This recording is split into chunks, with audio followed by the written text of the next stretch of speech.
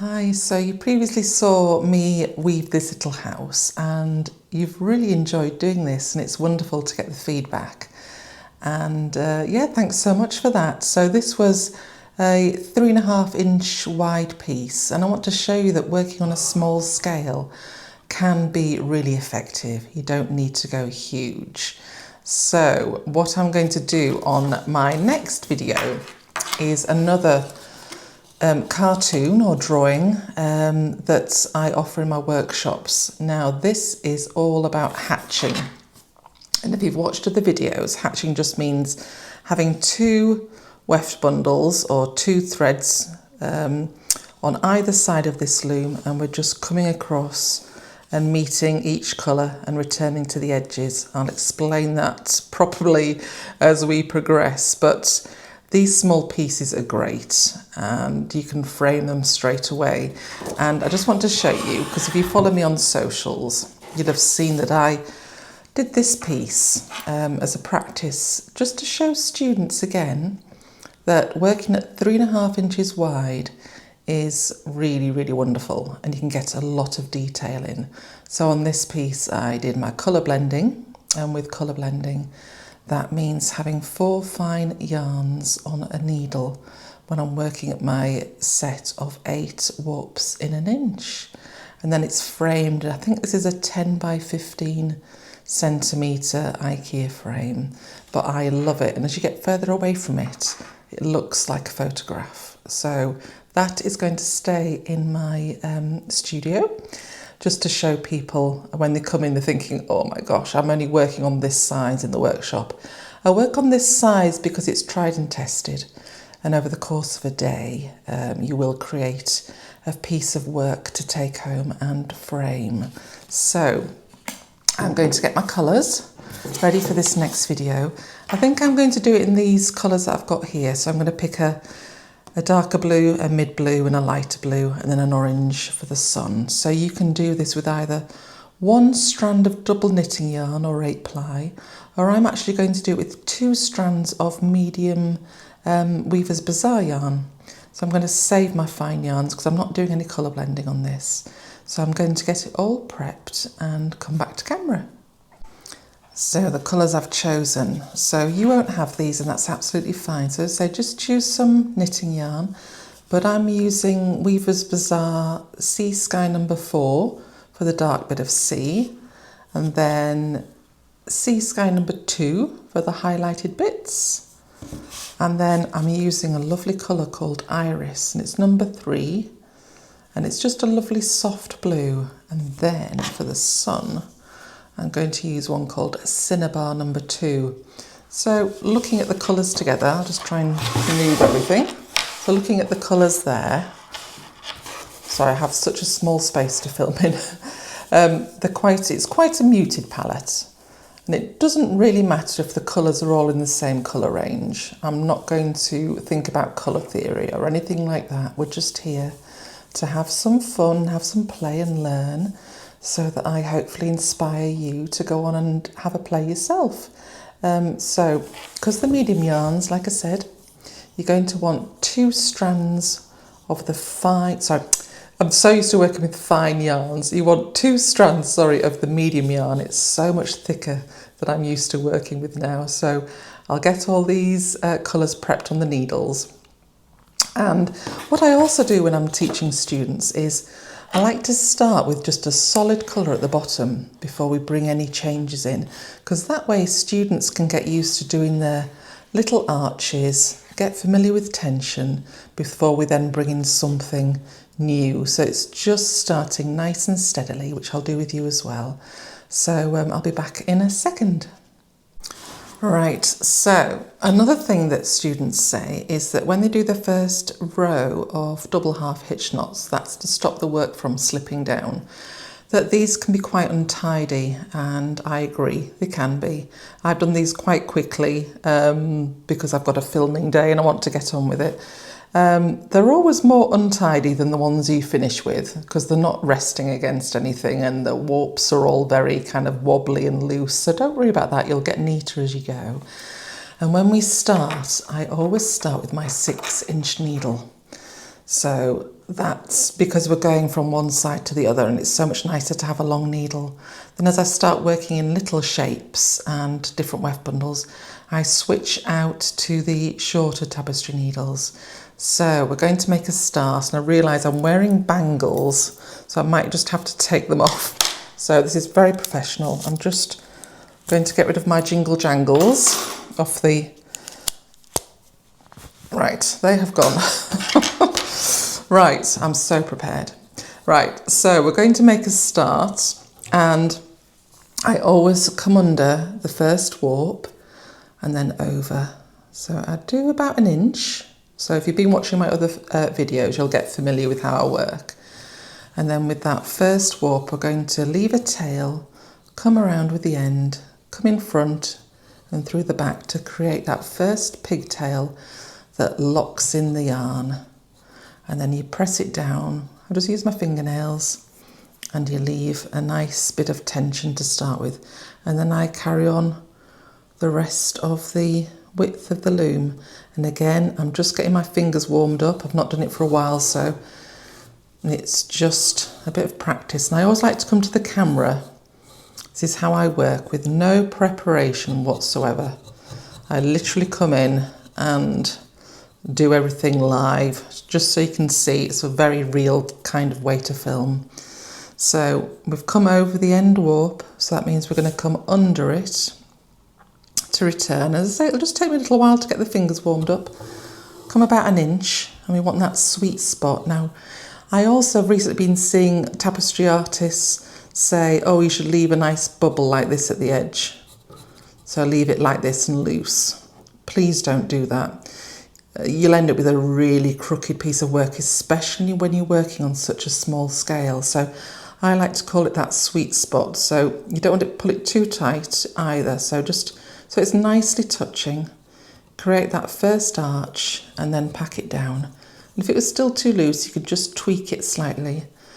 I would rather that you go more slowly and concentrate on how your edges are looking, and then just keep going. It does take me quite a few rows, or picks as we call them, to just get kind of back into the rhythm. So I'm showing you that it also takes me, I've been weaving for a while now, but it still takes me a while to get my hands familiar again. So I'm just going to weave about a good few rows to get that first bit of blue. And another thing that people have been asking me is, where do I put my cartoon? Now, as you know, I currently use Mirix looms, and I'm lucky to use them, but I do teach with them, and I've been using them for a good few years, and they're very reliable. So what you can do with a Mirix is this can just go in and out whenever you want it to. I just position it so it rests on top of the rod. It just sits there nice and loose. And that's my favourite way to work. I try not to draw on the warps. There's times when I do, but I try not to, because any markings I make on the warp at this size and with this amount of tension, it always tends to distort whatever I've drawn on the warps. It's just from experience.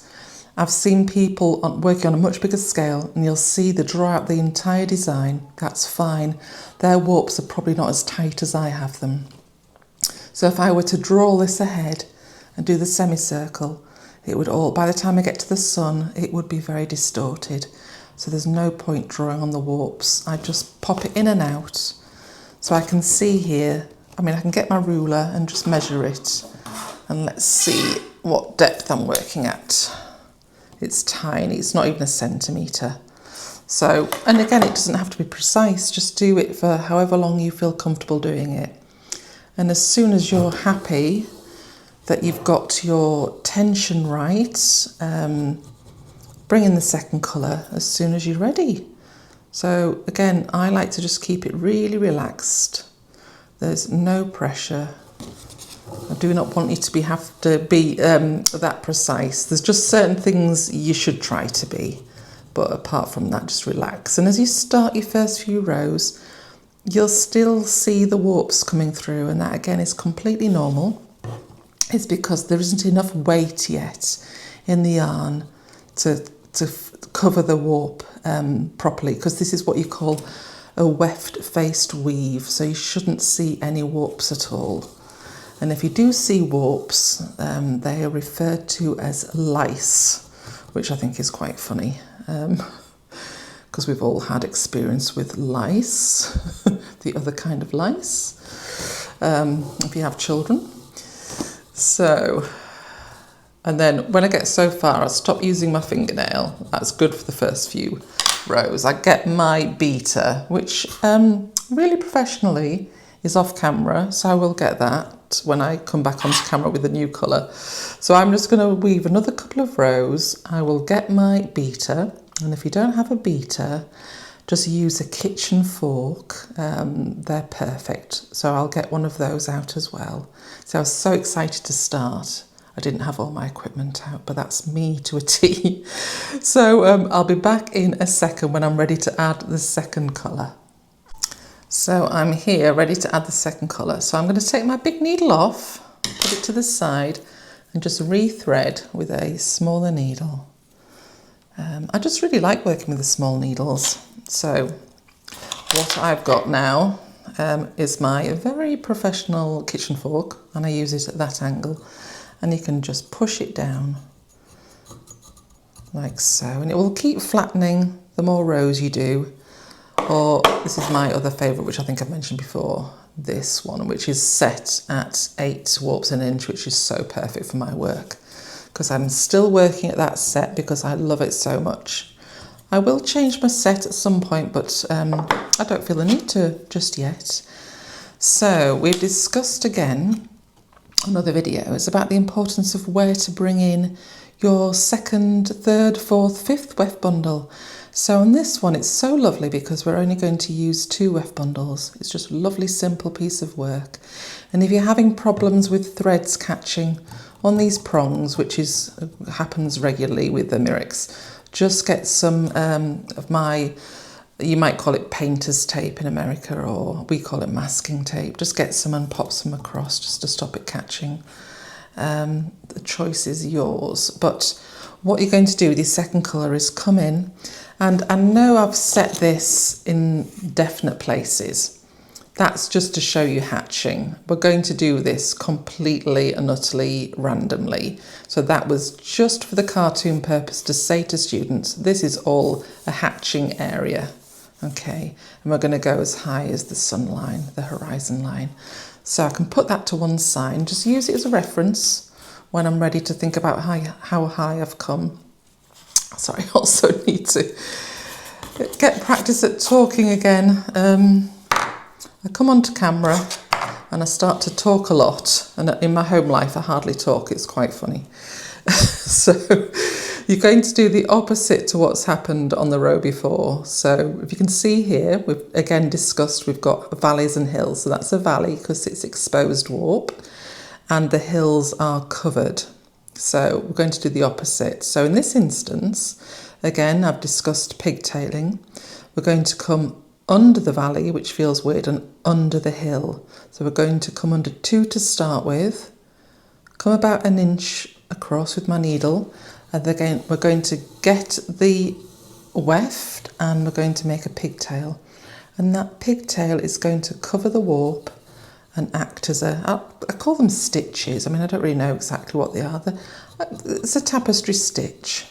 So, and then with the new colour, this is where you can start to have fun. You can go as far across as you want. But I would say in this kind of work, let's go to about 2/3. I don't want to be halfway and be a bit kind of symmetrical. You purposely want to go random. In this instance, we're going to do what we call irregular hatching. So that's where there's no pattern involved. It's just completely random. Regular hatching, so regular, not irregular, is where you would be making, say, a triangle shape. Now, this is what you want to avoid in this kind of piece of work. You want to do this completely and utterly randomly. And I'll show you what happens as we work up the loom. So what you're going to do is you bring both sides, you're going to meet, and you're always going to have one warp spare in the middle. Now you can decide which of these colours you want to wrap around that spare warp, and you're always going to return to the sides, to the selvages. So that's the secret. You must always meet and separate and come back to the side. So I'm going to use the darker one. So we're going to wrap around that spare warp and come back to the side. And just always leaving an arch, because when you meet a colour, if you pull too tight, you're going to end up having little holes in your work. And you'll notice when you push your weft down, you'll have little kind of dots. And you will notice them. You just kind of want to just be, again, just that sweet spot with your tension. So, say, just push it down using my thumb. You don't want it too baggy either, but just so that when they meet, there's no gap. And come back to the side. Now what I would do in this one, so if we just top tip, because again I learned the hard way, if I now start with the paler colour and go over the top of here, we're going to create kind of like a block effect of pale colours together. Would keep it kind of coming in a shape like this. Hard to explain, but I hope you get my meaning. So if I came across with a pale to here, I'm going to end up with like a chunky pale colour. So the way to avoid this, and again just the best thing to do is just to show you, is to do alternate sides. So I'll now get the darker colour. Again, I've got a big camera right in front of my face, so I'm not quite keeping an eye on my selvages as much as I normally would, so it's kind of out of my view, so it's quite funny really. So I bring the darker colour, and I'm going to bring the darker colour over the lighter colour, and I'll just show you what happens.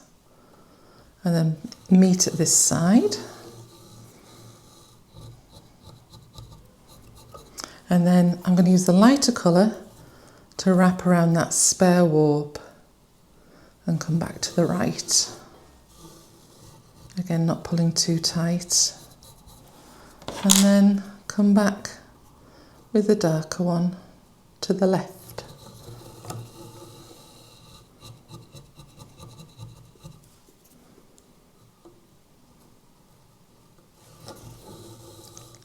Then once you're doing hatching, it's lovely, and you can make, I'm just going to push it, as I call technical term, I'm going to squish it. I'm going to give it a good squish.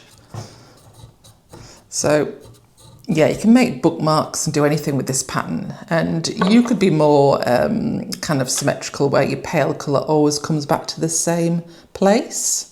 So I could do the pale colour to there, the darker colour to there, and you can create like a very uniform kind of hatching pattern. That would be really nice for a bookmark. But in this exercise, we're going to be random. So I'm going to get the paler colour, and I'm going to come a little bit further this time. So if I were only going to come to about here, we'd get again that kind of choppier effect, but you can do whatever you like. If you start having a play, you'll see what I mean about the pattern as you go. And the beautiful thing is you can just take it out and redo it. That's what I love about tapestry. If you make an error or you come back the next day and you don't like what you've done, my advice would be to take it out, because I know if I don't like something, I'm probably never going to like it. So I always take it out and just learn from it and yeah, do it differently. And as you get going, you just start to get into a nice rhythm where you don't even really think about what you're doing. It's such a beautiful, simple way of adding in colour blending. Like I said, if you've only got knitting yarn, it's fun, isn't it?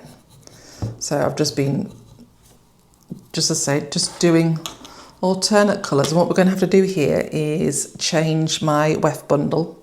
I keep calling it a weft bundle. It's got 2 strands of yarn, but that's out of habit from me because I'm used to working with 4 strands of yarn on my needle. So I'll just try to call it weft. So sorry if I keep calling it a weft bundle, but it kind of is. So always come across an inch first, do my little arch, pack it down, then I'm going to decide how far I want to come. I'm going to come to about halfway this time, make sure it's a bit less uniform.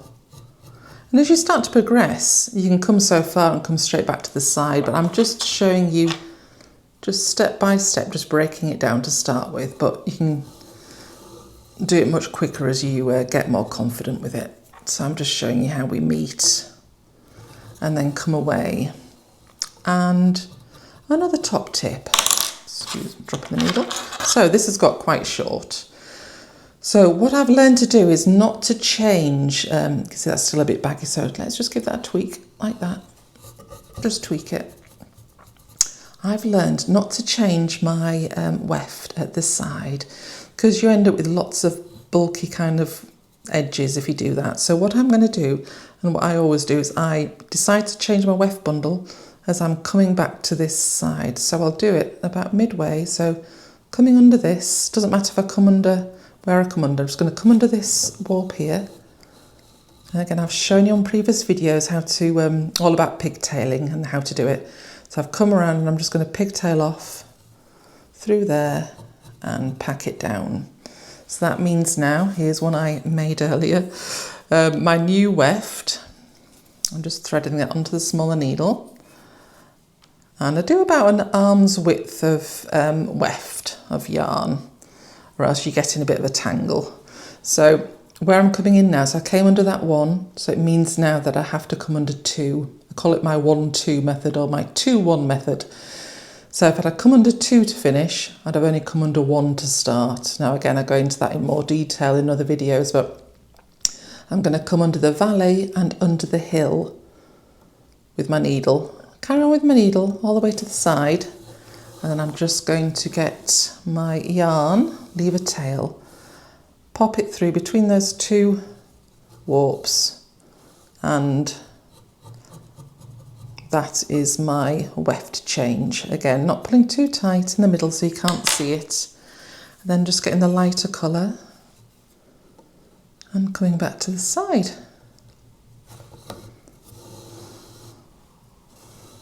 Now, as you advance a little bit, you could add in more weft. So you could add in a 3rd needle. And again, I've shown that in other videos when you should do that. So you wouldn't do it when the 2 weft bundles are here. But again, I go into that in other videos, so I'm not going to repeat myself on this one. This is just more of a simple exercise. So I'm going to get the lighter colour again this time. Looking after that edge, always looking after my edges. I am a perfectionist, and it really helps to be one when you're doing tapestry. I mean, not to a stupid degree, but enough of one. As you progress, so what we can do is we can come across with the paler one, and then you can just come straight back to the side. So it stops all that chopping and changing of the needle, which is helpful. So come all the way back to the side.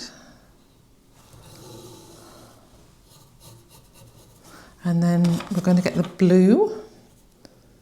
We're going to come as far as that as we need to, where the pale colour is.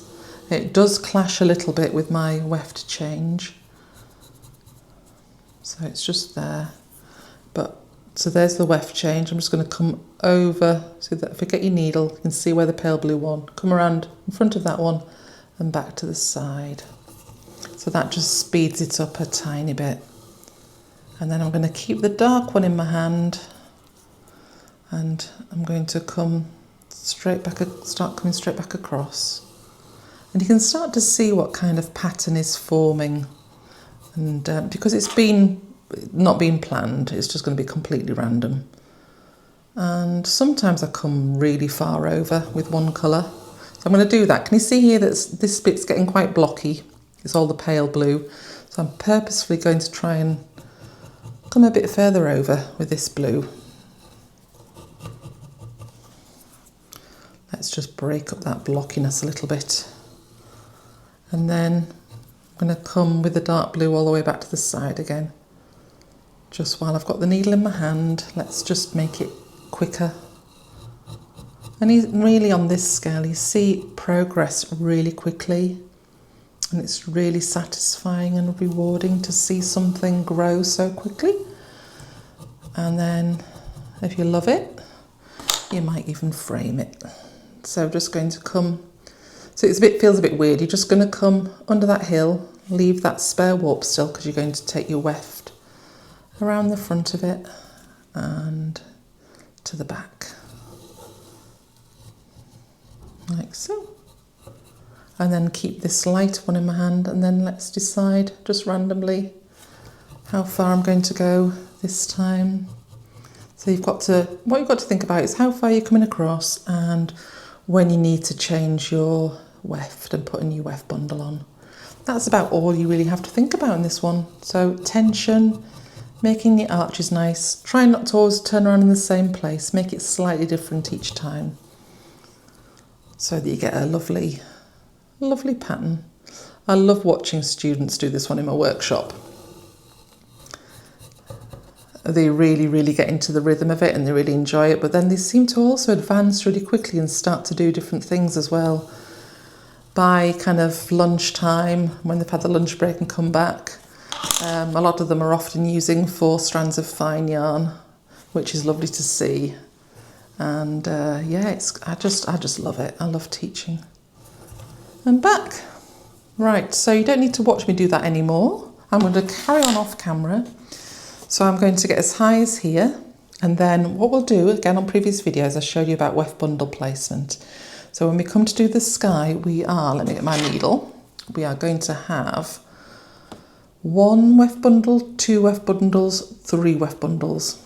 Okay, but I'll go over that in more detail again when we get to that stage. So I'm just going to keep going off camera and I'll see you when we get to here. So have fun doing this bit, and I look forward to seeing what you do. If you ever want to message me or just pop into my community on YouTube and just let me know how you're doing. I'd love to see what you do. So I'll carry on. Right, so I've been off camera and I've got as far as I want to with the hatching. And then I realised that I'm going to switch back to just a bit of the light colour at the top, just to balance this out. So you just need to drop the darker weft. So again, it's a case of stopping one weft bundle, as I keep calling them. So just to show you, and I've just looked back at the other filming as well, and I saw that it really does focus, the kind of near vision is out of focus because I've got this filming set to manual focus on this area. So it's such a small space, it's quite hard to avoid that sometimes. So apologies if that's annoyed you. But this is in focus, which I'm really pleased about. But because we've just come under a valley here, we also need to come under this next one as well, under the hill, what would be a hill. So we're coming under 2 to finish, and then just bring a needle through the 2 warps and lock that down, and then just snip that off. And that is how to get rid of one of your wefts. And then with the lighter colour now, we can just simply go all the way across because the shed is all nicely how it needs to be. So I'm just going to do a few rows of weaving with this lighter colour, just a similar amount as I did here, just to, let's say, just all about balance. And what happens with these colours, I end up with like a chunky area here of the dark, a chunky area of the lighter, and then this lovely kind of effect here, which, as I said, is all just purely random. So whenever you do it, no 2 pieces will be the same. So I'll just finish off, then I'll come back with the sky and the sun weft, and we can start on that bit. Right, so we're at the horizon line. Now there's a few ways. I'm very aware of my autofocus now. The camera, every day I do this, behaves differently. I think I need to spend some time with my camera manual, so it's my fault. But anyway, there's a few different ways to approach doing the sun, and I'll just explain them to you. So we could do them as 3 weft placements, which I've shown you in other videos, which I'm going to do with you. But you could, in theory, also just do the sun first. And the reason why is because the circle is a shape that comes inwards. So you could complete the entire shape of the sun and then fill in either side. If the shape were doing this movement, you would have to lay the foundation of the background first to have this shape sit on top of it. So I'm just going to show you how to do it kind of the correct way, because I want to really kind of drill in about weft placement and how important that is. So another thing I also want to mention is when you're working with circles, as I say, it's really kind of not very forgiving, and it's a real lesson. And I think the very first one I did, it was perfect. The tapestry I have is at home, and I've never managed to get it quite so perfect again, and that's fine. But these little templates, circular templates from Amazon, are really good. You can just lay them against your warp and just use them as a really good guideline. So this sun it's saying it's the 50, so 5 centimetre circle. So that sits quite nicely. But again, you don't have to be too precise, but with a circle or semicircle, you do want to have symmetry. So we'll do that as we go along. So what I'm going to do, I've had a quick look, and I think I'm going to leave 6 warps either side. So we've got 28 on the loom because we're working at 3.5 inches. So all this will be in the written information below. But I'm going to leave 6 warps either side. So we need to think about the placement for these weft bundles. So the first one, so the sun is going to come in on the 7th. So 1, 2, 3, 4, 5, 6, 7. So, and again, I'm just getting the positioning right because I'm behind the camera. So it's this one. So we're coming under a valley, and that's absolutely fine. So we're going to come under 2.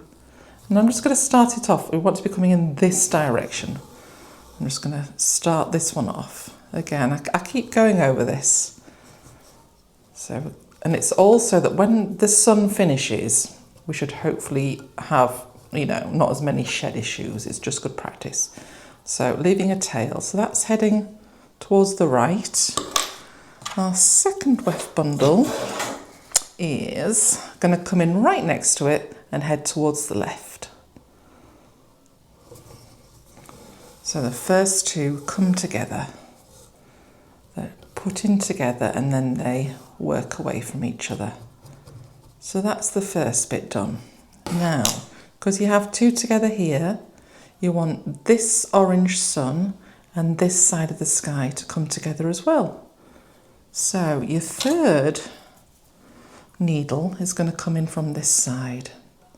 Now again, that's probably not going to make sense, and you only want to cover 6 warps. 1, 2, 3, 4, 5, 6. So we're actually only coming under 5 because we're going to turn around the 6th. And the blue I've chosen is just slightly different blue to the other ones. So it's going to be quite a subtle shift in colour, which I actually really like. So I'm going to carry on with the sun, and we're going to go towards this weft bundle. It's really, really hot in my studio today, and I forgot to bring my fan, so I am really warm. And it's quite funny. I've recently discovered that I have ADHD, and I'm in my 50s, and I never knew this about myself until my son got a diagnosis, and he's got it quite, I'd say more on the kind of very high level. And from watching him, I've learned that I also have it. So I'm laughing because I paused this to go off down the road to go and buy a vintage table for my workshop so I can get rid of these huge IKEA tables that take up a lot of space. So I'm chuckling to myself because that is typical ADHD thing to do, lose focus and just wander off and come back. But I quite like that about my personality, learning all these new things. And I bet there are so many of us out there who are undiagnosed. But it makes sense as to why I get hyper fixated with creativity. And I think it can be a really positive thing. But anyway, getting back to this, what we want to do, like I say, is have symmetry. And with semicircles, or circles in general, what you're going to do is have to have quite a long side before you start coming in. So the sides of a semicircle or circle are quite flat. I'm just going to get a piece off the wall. Where are we? I'm just walking off camera again, very unprepared, because my filming is, I just think in the moment, it's all very real, and I just think of things as I go along, and I'm just going to make sure it's in focus, hopefully. But on this example, this is what I did for part of my Artful Threads course, where it's part of the seascapes. And I showed students how to put lines in, and we go colour blending from dark up to lighter, hit the horizon line and then kind of go darker again. And such a simple but very effective piece of art. But you can see, if you zoom in, that we've got quite a few at the side there stacked on top of each other. Then we start to come in, and we've got that lovely symmetry either side until you end up actually with a circle. You want to have quite a flat top, quite flatter than you think you're going to have, because otherwise you end up with a really weird egg shape. And we do laugh in my workshops because we do end up with quite a few eggs, and yeah, it's just quite funny, but I love it, and I love all people's, as I say, colour choices. But so I'm going to do, it's quite straightforward to start with. We're going to do quite a nice stack of on the same warps, and you could end up with a little tiny slit in your work, but it doesn't really affect it. I haven't sewn it up, and you can't tell. So that's what we're going to do to start with, is just keep going backwards and forwards. And just to take it step by step, we're just going to do each weft at a time. So 1, 2, just making sure. So I'm coming around this one, and we're just going to go straight on top of the other orange. It's called Cinnabar, this colour, and it's lovely. It's like a lovely kind of sandy orange. So that's the second one of that one, and then we're going to do the second one of this one. Always getting back into the right position, and again I'll show you what I mean. And then we want to do this one as well, and as you speed up you end up not really thinking about where your needle is. It just becomes second nature. So just to say, after doing that, we've got the two together, which is where you want them, and you've got the two opposing. So your shed is all beautiful and your needles are where they should be. So that's exactly how they should look.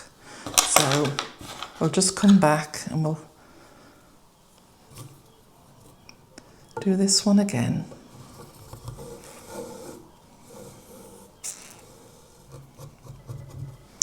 And then come back with this one. Just taking my time, because this shape is what's going to really stand out on this, and it's you want it to be nice and neat, and then bringing this one to meet it, like so. So you've got your two together here, and your two, and the orange and this one opposing. So again, exactly where you want them to be. And then just keeping going. So you're making basically a stack of the sun colour, just to start with. And then you kind of make a guess of when you want to start coming in. What you can do is you can use your template, or you can just put the cartoon back behind the warp threads, lean it against the rod, or however you've got your loom. I'm not presuming you have a Mirix, because they are an investment. So I'm not presuming you do.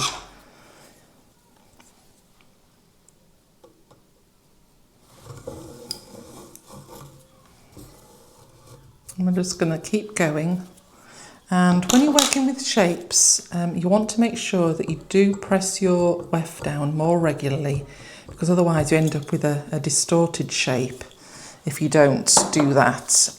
If you wove up to here and then pressed it down, say on a triangle, you'd end up with quite a strange triangle. Again, that's from experience of, again, watching people in workshops. And yeah, just get into a habit of every few rows, just pack it down, and we're just going to keep going. And if you're not sure when to start coming in, just put this back behind, and we're going to keep going for quite a bit longer yet. So I'm going to go off camera. I'm going to go to as high as when I want to start, then coming in slightly, so you're not watching me just doing the same old. And I've weaved a bit higher with the C. Again, it doesn't matter, so I'm just positioning this a little bit higher. But yeah, you want to stack a good few rows. I'll come back and let you know how many I've done. And a way of counting is if you count the diagonal, because it's really hard to see sometimes, you have to get your needle in, but if you count on the diagonal, you can go 1, 2, 3, 4. So we've done 4 picks or 4 rows so far. So I'll keep going and come back and we'll start the gradual coming in. Right, so I'm going to start coming in. So I have actually done 8 picks or 8 rows, and the way to count again is 2 diagonals. So 1, 2, 3, 4, 5, 6, 7, 8. So there's 8 there, 8 rows. So I am, oh actually is the 9, let me see, 1, 2, 3, 4, 5, 6, 7, 8, 9, sorry, 9 rows. Because we started at this side and we've come back, so that'd be 1, 2, 3, 4, 5, 6, 7, 8, 9, yeah. So because we started down here. So what I'm going to do is going to come in to this one. So we started at this side and I'm going to start coming in at this side first. So what we could do in theory now, just to keep it really simple and to speed up the filming, is you can carry on working as we have been, but I'm just going to focus on the sun so that you're not watching me do kind of boring stuff, dare I say. I want to kind of make this a bit easier to watch as well, so it's not too long for you and I don't lose your attention. So let's just focus on the sun. Like I said, because it's coming inwards, we can absolutely do that. And you can also do that too, but we've got all our weft in the right position. So I'm going to come around this one now, the next one in. So that's the start of it. So we started at the left again. So that keeps it nice and simple that we're also coming in at the left first. So let's say that the left is the dominant side. So whatever we do at the left, we have to then do at the right. So I'm also now going to come in at the right by 1. And we're going to do a few on top of this next warp as well. So before we come in again, because if we start coming in too quickly, we're going to end up with a different shape. It's not going to be circular. There's kind of ways of doing it. And just have a play, and like I said, just keep packing down your weft just to see where you are, see what the shape looks like. And it doesn't have to be perfect. That's why we're starting with a semicircle. They are so much easier than doing a full circle. This is a nice place to start. And I often change it as I go. I might take out the top row or add a bit more. I'm not too precious about it, but I've done a few rows there.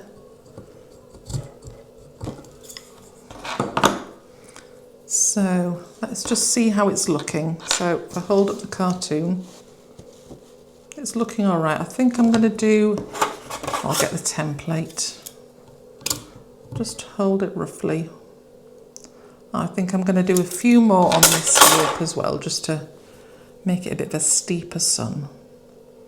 And I'm not going to edit this. If my sun looks a bit peculiar, I want you to see that my sun looks a bit peculiar, and then you can do it slightly differently. That's to say, that's how I film.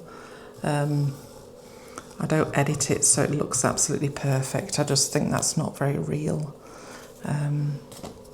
And I'm just going to see, coming back to this one, that's a much smaller circle. So I didn't do as many kind of stacked on top of each other. This is on a bigger circle. So we are going to have more. And again, just put that template behind. And I think I'm going to start coming in now. So I did get the needle, I'll just have a look. So I stacked on that one 3 times at that side. And I'm doing the third one at this side, at the right. So I'm going to just make sure I finish that side before coming in at the left again, just so that's symmetry. So we also have 3 stacked at this side. And then we're going to do less stacking on the next one. So I might do 3, maybe 2, probably 2. And let's again just see how it looks. This could work out amazing, or it could be absolutely a bit skew-whiff, but that's all right. Another way to do it is you could hide the sun behind clouds. So you can give the impression of a sun. There's so many different things you can do. It's all art, isn't it? It can be whatever you want it to be. So that's 2 on the left, and it's about to be 2 on the right. So again, symmetry. And I need to change my weft bundle soon as well. So what I do is I come about midway. I'll change it nice and early so it doesn't get too short. So I'm heading from right to left. So I'm going to just switch out this weft bundle. Quickly get some more yarn off camera. And I think from a distance it's looking quite okay shape-wise. And if it didn't, you could also take it out as well. I suppose that's the beauty of just concentrating on doing the sun to start with. You can take it out and do it again. Whereas if you've done the blue at the side as well, you would have more to take out and you might not feel like doing it. So that again is just something to think about. So let's have a look at how our shape is looking. Do I want to start coming in again? So I've done, I think, quite a few on that one. I've lost count, doesn't matter. 3 stacked here, 2 stacked here so far. Let's have a look. Do I want to come in again? Yeah, I think I do. So I've done 2 on that one. Again, just get this. Yeah, I'm going to come in again. Let's just see how it looks. So I've done 2. Now I'm going to, so come across again, so coming into the 4th one in now. And then do the same, come in 1 at this right hand side as well.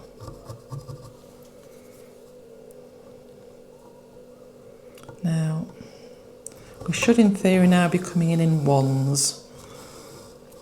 That was a 2, so now we want to come in 1 at a time. So we turned around the 4th, now we're going to come around the 5th, starting at the left hand side, because that's the dominant side, and then we're going to come across in 1 at this side as well. And let's just give it another squish or a pack down, and let's see how it's looking. It's not too bad, is it? So coming in again, next one in. It's nice when you get to the stage where you're coming in 1s. And then it's just deciding when to stop so it doesn't, as I say, have that egg shape. Because if you keep going in 1s and don't stop and leave a flat top, you will have an egg shape. I think that might be enough, you know.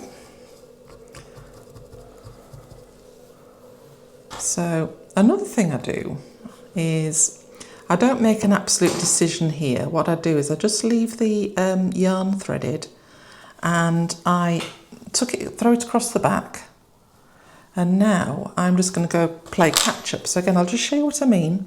So we've done the same amount on here. So these are equal. So the blues and the oranges are equal. So what we need to do now is come over that one and under that one. And because our weft bundles were all put in the correct shed, when you come to go on top of the orange, you have no shed issues. Because if you look across, we've got valley, valley, valley alternates, valley, valley, valley. And the same on this side. So I'll just show you on this side. You're also going to now come across on top of this first orange.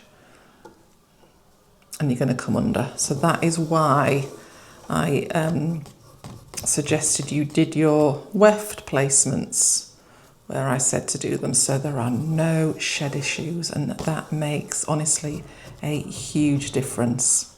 So you just do exactly as you've done with the orange. So we're going to do the blue 3 times, then the blue twice, and then we're going to start coming in. So I'll go off camera again and get it so we're all in alignment, so we're all met back up again on the top. Then I'll make a decision on the top of this circle, and then it's just carrying on with the blue to finish. But I'll show you how, when you finish, if we have a shed issue with the 2 blues, I'll just show you that final bit. So I'll be back in a moment. Right, so I've got all these level. So I know I just need to bring this left-hand blue to meet this one so that our weft is all back where it needs to be, all back together. Because I just want to show you, because I know this is going to happen. So what we're doing in effect is we're losing one of our weft bundles, and that's going to impact on the shed. So I'm just going to finish off this sun here. So we started at the bottom at the left, and I'm finishing on the left. And I'm just going to leave it so that we're covering 1, 2, 3, 4, 5 warps on the top. So I'm just going to pigtail that off, and we're leaving a flat top covering 5 warps. So I'm going to trim that, and then it means that this little spare warp here is going to get covered with the blue. But what I know what's going to happen is we're going to end up in the wrong shed. If I go back and then come back again over it, this shed's going to change because I've dropped one of the weft bundles. Now I know that's going to happen. So what I can do, and I've covered all this on other videos, so please do look at those videos. What I'm going to do is I'm going to finish off this blue here, just next to it. So I'm going to pigtail off, and I'll show you what happens if I pigtail off there and leave that there. This has taken a lot of practice for me to see this a lot more easily. I'm making it look simple, but it is just experience of doing it again and again. So what we're going to do now is check the shed. So the alternate valleys should be every other warp. So just checking across, and that is all now where it should be. So in effect, we've actually dropped 2 weft bundles. So we've finished off the orange, we've finished off the blue. And the beauty of that means we can now come right on top with that 1 blue weft bundle to finish. And look at that, that is perfection. And it's just understanding that.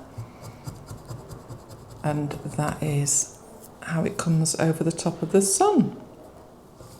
I used to really battle with the shed and not understand it, but there's a reason. It's because you've dropped the middle weft bundle and you're now down to 2. You are going to have a shed issue. If the weft bundle is the middle bundle, you absolutely will have. So that's what you need to do. But again, that might feel a little bit complicated.